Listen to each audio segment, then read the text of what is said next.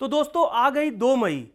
जी हाँ, 2 मई इसलिए ज़रूरी है आज का जिक्र करना कि भले ही देश की निगाह नतीजों पर न रही हो जो चुनाव 5 राज्यों में हुए, लेकिन कुछ पार्टियों के चंद नेताओं की नज़र जरूर इन ईवीएम पर रही है कि जब ईवीएम खुलेगी तो क्या नतीजा होगा।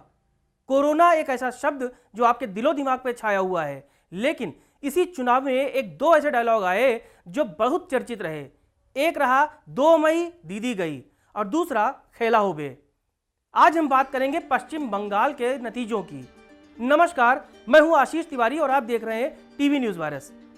आज हम बात करेंगे ममता बनर्जी के शख्सियत की। आखिर ये ऐसी आयरन लेडी कैसे बन गई इतनी बड़ी नेता जिसने केंद्र के इतने प्रभावशाली प्रधानमंत्री को चुनौती दी, सीधे टक्कर दी और कहा कि खेला तो होगा और जब नतीजे आएंगे तो टीएमसी जीत जाएगी और कमल का फूल भाजपा का जो वजूद है वो पश्चिम बंगाल से खत्म हो जाएगा। बाहरी वर्सेस बंगाली का ये चुनाव बेहद रोचक, दिलचस्प और बहुत ही ट्विस्ट वाला रहा। हिंसा भी हुई और दल बदल भी हुआ। कई नेता टीएमसी को छोड़कर भाजपा में गए। उन्हें लगा कि जो एक चार्म या जो एक प्रभाव प्रधानमंत्री नरेंद्र मोदी का है उसकी आड़ में उनकी जो चुनावी नैया है वो पार हो जाएगी।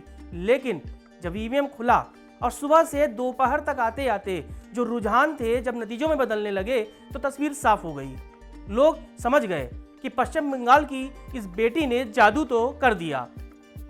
एक जादू किया पश्चिम बंगाल की जनता ने, काला जादू, अपने वोटों का जादू।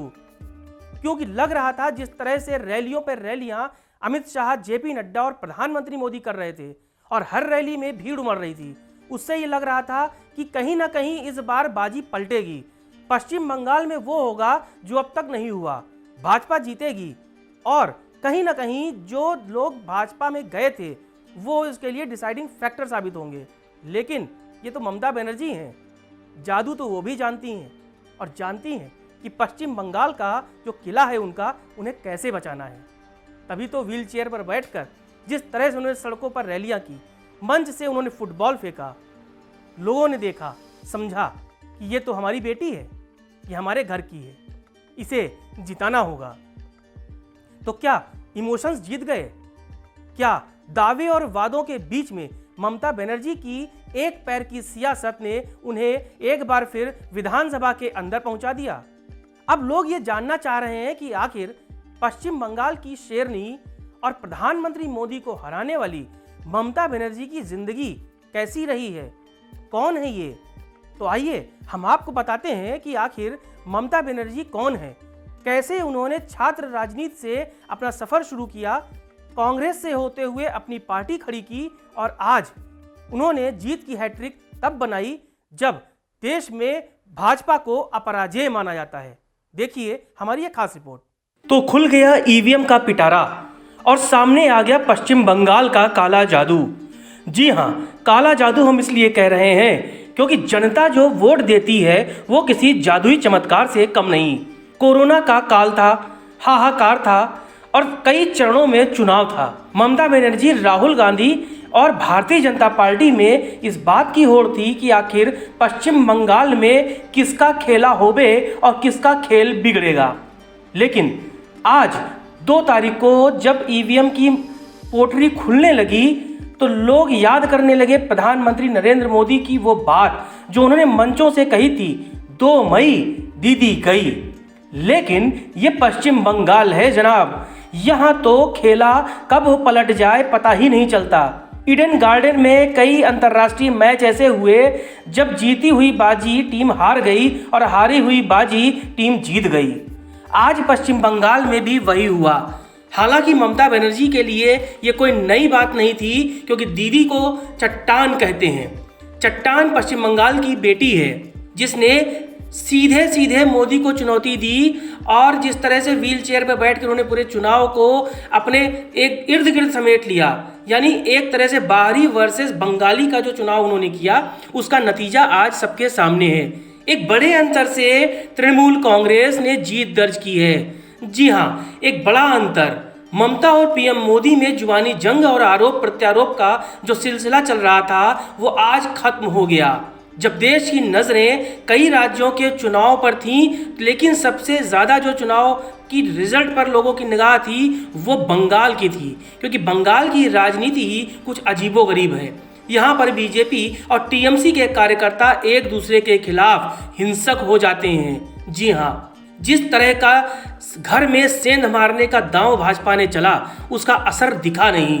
हालांकि सुबह से लोग इस बात पे कयास लगा रहे थे, जिस तरह से एग्जिट पोल और जिस तरह से रुझान आ रहे थे, नेक टू नेक फाइट चल रही थी, कभी भाजपा आगे तो कभी टीएमसी आगे, लेकिन आखिर में जो जीतता है सरदार वही होता है। ममता बनर्जी हैं कौन और कैसे इन्होंने राजनीति में इतना बड़ा छत्रप खड़ा किया, हैट्रिक मार दी उन्होंने राजनीति में। तो आपको बताते हैं कि ममता बनर्जी का जन्म पश्चिम बंगाल के कोलकाता में हुआ था और आज वो इस प्रदेश की मुख्यमंत्री हैं। लेकिन ममता की राजनीति से नाता स्कूल के दिनों से ही जुड़ गया था। ममता बनर्जी 70 के दशक में कॉलेज में कांग्रेस के जरिए सक्रिय राजनीति से जुड़ी। कॉलेज के दिनों में ममता छात्राओं और छात्रों की समस्याओं को प्रमुखता से उठाती थी। एक मुखर, आक्रामक और एक प्रभावशाली वक्ता भी थी ममता बनर्जी, जो समय के साथ और बड़ी होती गई उनकी शख्सियत और उनकी वजन और उनकी बातों में जो एक असर था वो युवाओं के साथ साथ बुजुर्गों में भी घर करने लगा। स्वतंत्रता संग्राम सेनानी प्रोमिलेश्वर बनर्जी की बेटी हैं ममता बनर्जी।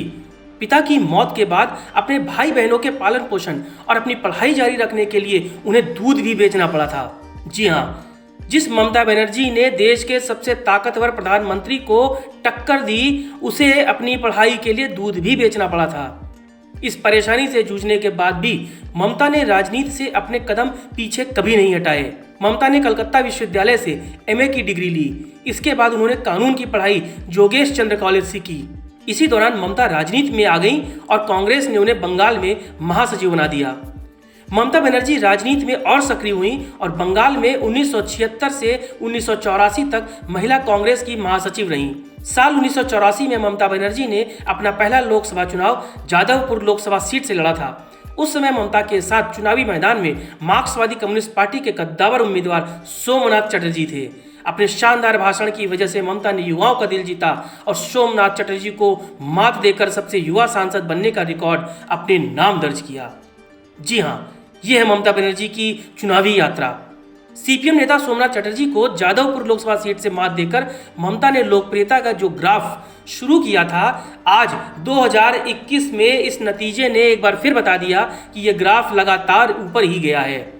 ममता बनर्जी ने 1996 में होने वाले लोकसभा चुनाव से पहले कांग्रेस पर सीपीएम की कठपुतली होने का आरोप लगाया। साल 1997 में ममता ने कांग्रेस पार्टी से खुद को अलग कर लिया।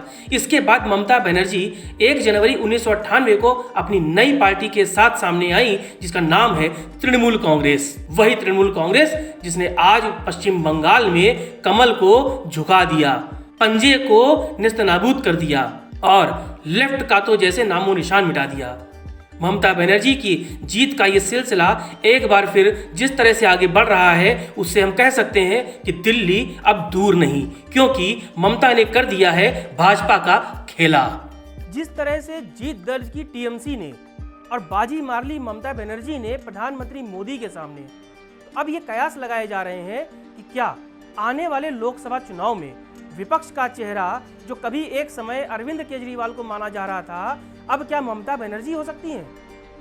ये सवाल इसलिए उठना लाजमी है क्योंकि जिस हालातों में ममता बनर्जी ने अपना किला बचाया, जिस वक्त कांग्रेस डूबने से डूबते डूबते वो बिल्कुल खत्म के कगार पे चली गई, तो क्या अब विपक्ष के नाम पर लोग एक बार फिर लामबंद होंगे और दीदी को सरताज बनाएंगे और विपक्ष क्या नेता बनाएंगे? देखना होगा कि आने वाले समय में केंद्र की राजनीति में ममता बनर्जी का दखल किस तरह से बढ़ेगा और क्या एक बार फिर वो विपक्ष को जोड़ने में कामयाब होंगी। ये हमें भी देखना है और आप भी रखिए नजर अपनी दीदी पर। फिलहाल टीवी न्यूज़ वायरस में इतना ही। हमारी खबरों को देखने के लिए और उसे शेयर करने के लिए अभी हमारा चैनल सब्सक्राइब कीजिए और आशीष तिवारी को दीजिए इजाजत। नमस्कार।